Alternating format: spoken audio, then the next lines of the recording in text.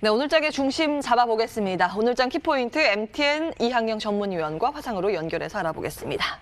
위원님 안녕하세요.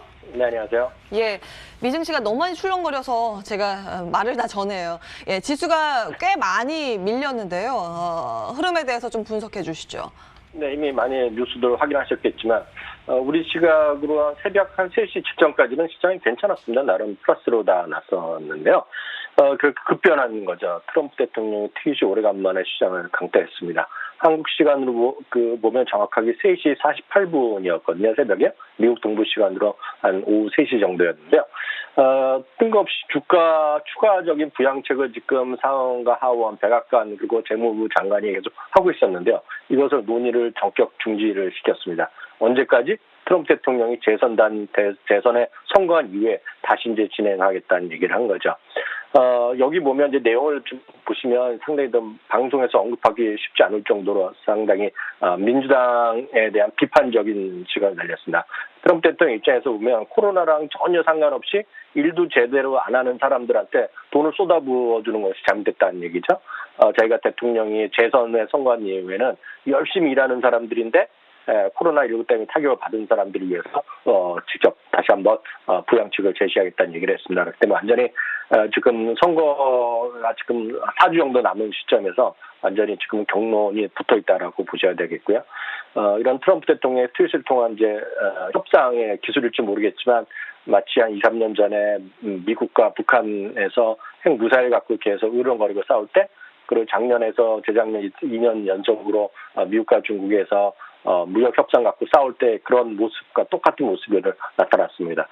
당장 오늘 밤, 내일 밤은 무슨 일이 또다시 벌어질지 모르겠지만 여하튼 오늘 하루는 트럼프 대통령의 트윗 한마디로 불과 마감 1시간 정도 남짓 남겨놓고 주시장이 급락세로 돌변한 것이 되겠고요.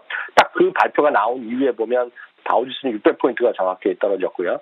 S&P 500도 거의 100포인트가 오늘 떨어진 모습으로 나타났습니다. 지금 트럼프 대통령, 공화당, 민주당 모두 서로에 대한 신뢰감은 전혀 없는 그런 상황이 되겠고요. 참고적으로 보면 오늘 그러니까 미국 시간으로 보면 이제 그 수요일 날 오후가 되겠는데요. 우리나라 시간으로 내일 아침 우리 딱 이맘때 시간이 되면 부통령 후보들의 TV 그 토론이 있습니다. 그래서 거기에 어떤 얘기가 나올지도 일단 관심이 될 것 같고요.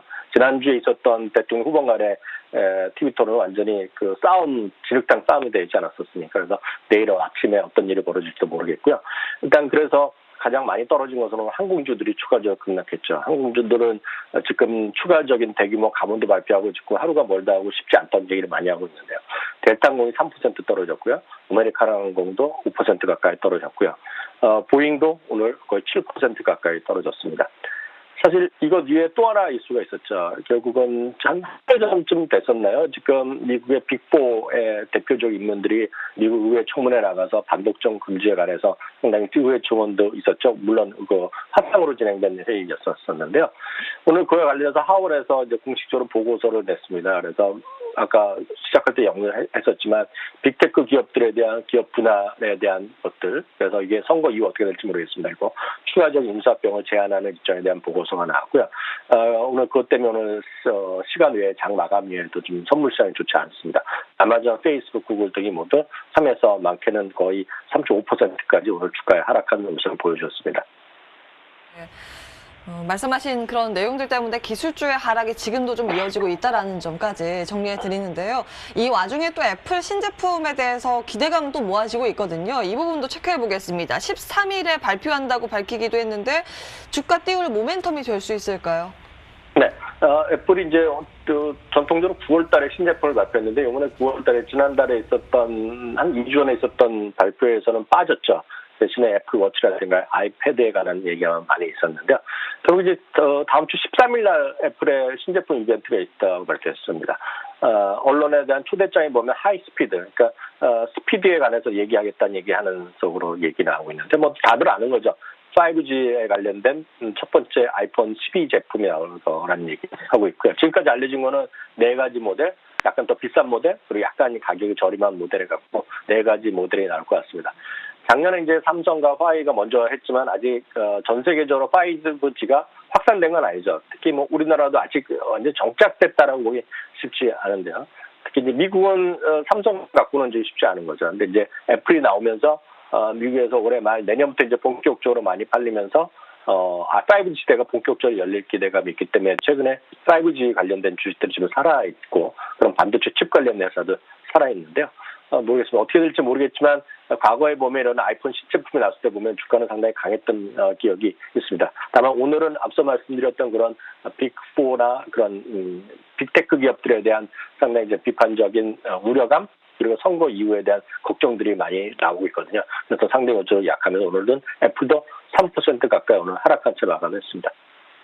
예, 애플의 주가 흐름까지 좀 체크를 해봤고요. 국내로 자리를 이동해 보겠습니다. 여전히 국내에서는 현대차에 대한 긍정적인 리포트가 올라오고 있는데요. 여기에 대해서 좀 기대감을 더 걸어봐도 될까요? 네, 대신증권에서 오늘 레포트가 나온 걸로 갖고 오늘 머니투데이에서 오늘 기사가 났던데요. 이런 거죠. 그 전기차의 어떤 발전 단계를 3단계로 나누고 있다는 거죠. 2020년 전에는 2017년, 18년간에는 전체적인 이제 유망 산업 정도의 수준에 몸을 넣고 광산이나 재련을 통해서 배터리 소재 쪽 얘기 나왔는데 최근 들어서는 이제 2단계에서는 전기차 배터리 시장에 대한 투자라든가 그런 쪽에 관심이 많고 2023년부터는 이제 본격적인 성장기라고 얘기하고 있습니다. 그렇기 때문에 지금까지의 전기차는 아직까지 도입기에 불과하다는 얘기가 많이 하는 거죠. 아직 시장에서 전반적인 점유율이 뭐 2, 3%밖에 안 되니까요. 근데 이제 현대기아차에 여러 번 회사 측에서 얘기하고 있지 않습니까? 이제 앞으로 10년 후에는 전기차 시장에서 1위로 올라서겠다는 정의선 부회장의 얘기도 여러 번 나왔었는데요. 여튼 3단계에서는 테슬라를 잡겠다는 목표를 잡고 있는 거죠. 실제로 보면 단기적으로 보면 훨씬 앞서 있는 것은 전기차 메이커, 즉 현대기아차보다는 여전히 배터리 시장 아니겠습니까? LG화학의 세계 시장 점유율이 24.6%입니다. 그래서 글로벌 1위가 되겠고요. 2위, 3위, 4위까지 포함해서 삼성, SDI가 SK이노베이션이 우리나라에서 1, 2, 3인데요. 그걸 세계를 합하면 35.1%입니다. 그러니까 전 세계 배터리 시장에서 3분의 1 정도를 갖고 있는 것이 바로 대한민국의 배터리 시장 업체인데요. 그래서 이제 작년부터 올해 들어서 LG화학의 주가가 엄청 많이 올랐었는데요. 이제 그 다음 표에 보시면 현대기아차가 전 세계에서 지금 27.5% 시장, 테슬라가 24.3%, 북미에서는 거의 압도적으로 지금 테슬라가 시장을 거의 완전히 석권하고 있는데요. 이제 2030년대에 가면 1위로 하겠다니까 현대기아차 얼마나 갈지 모르겠습니다. 다만 제가 분명히 말씀드릴 수 있는 것은 시장은 뉴스라든가 회사 측에서 목표를 갖고 주가 올라가지는 않습니다. 그래서 결국은 얼마만큼 시장이 좋아지고 얼마만큼 돈을 버냐는 것인데요. 현대기아차 그나마 최근 올해 들어서 좀 살아난 것은 미국에서의 점유율이 꾸준히 좀 올라가고 있거든요. 그것이 유일한 이유라고 보셔야 되겠고요. 장기적으로 앞으로 5년 후, 10년 후에 현대기아차가 전기차 회사에서 얼마만큼 시장 1위, 2위를 가겠다. 이런 거는 제가 보기에 회사 측의 마케팅이나 회사 측의 목표일 뿐이고요. 냉정하게 보셔야 되겠습니다. 다만 오히려 계속 말씀드리지만 현실적으로 근접해서 접근할 수 있는 것은 제가 봤을 땐 배터리가 훨씬 더 유망하다 보고 있습니다.